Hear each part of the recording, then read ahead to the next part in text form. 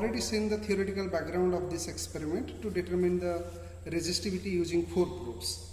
So coming to the experimental part, this is the setup what we are going to use to measure the resistivity of a particular sample using 4 probes. So this is the machine where we can vary the current and voltage as well as the temperature. So the temperature part would be used for a different experiment that we will talk later. And this is the case where the sample is being held. If I remove this, you can see here, if I remove this part, you can see there is a block, a rectangular block on the floor that looks slightly grayish black, and there are 4 golden color tips which are touching the sample. These are the 4 probes. So what we call the probes which are in contact with the sample, and so obviously I would be having 4, 1, 2, 3, 4 from the left to the right, 1, 2, 3, 4. So we will pass some current between 1 and 4 and we will measure some voltage out of this second and third terminal, as I have explained already in that theoretical discussion. So during that discussion I had told you that if I apply a current between 1 and 4th probe, there would be certain voltage which would be developed across 2 and 3. So I need to have a current source which will give me a steady value of current which I am supposed to pass through this sample, and I should have a voltmeter to measure how much voltage is there across probe number 2 and 3. Right? So you can see here this is a complete block, there is nothing inside. It is the brass coated one. You can ask why it is looking black and why it is sealed, why I cannot keep it outside. For certain experiments we need to vary the temperature. For example, when we are going to vary temperature and measure the voltage to determine the band gap of the sample, at that time I need a setup where my samples should be uniformly heated up. So that's why this block helps in that. So here there is nothing else, I will just put it inside and it just sits there perfectly. Right?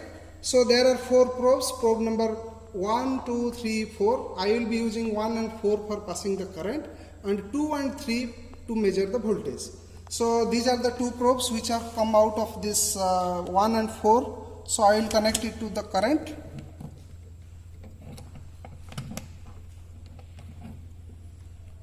And this is for the voltage.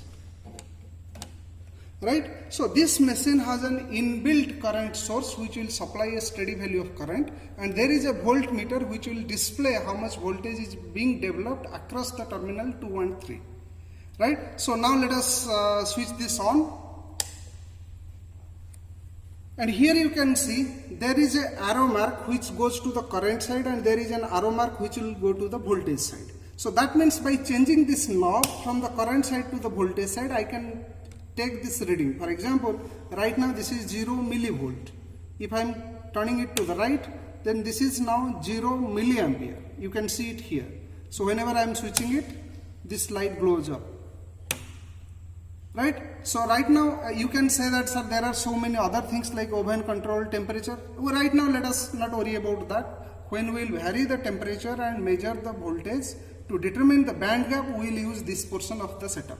Right now we are interested only in this. So here there is the experimental part is very simple. I need to change the current and get the values of the voltage. Right? For example, right now it is 0 milliampere and voltage is now 0 millivolts. So let us now take it to the current one and I will go up to 1 milliampere.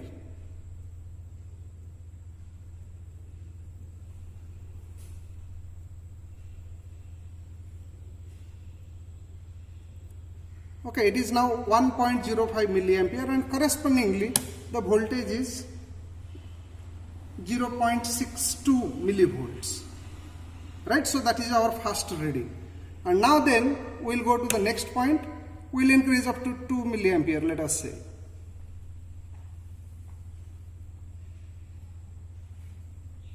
So right now the current which I am passing through the probe number 1 and 4 is 2.04 milliampere.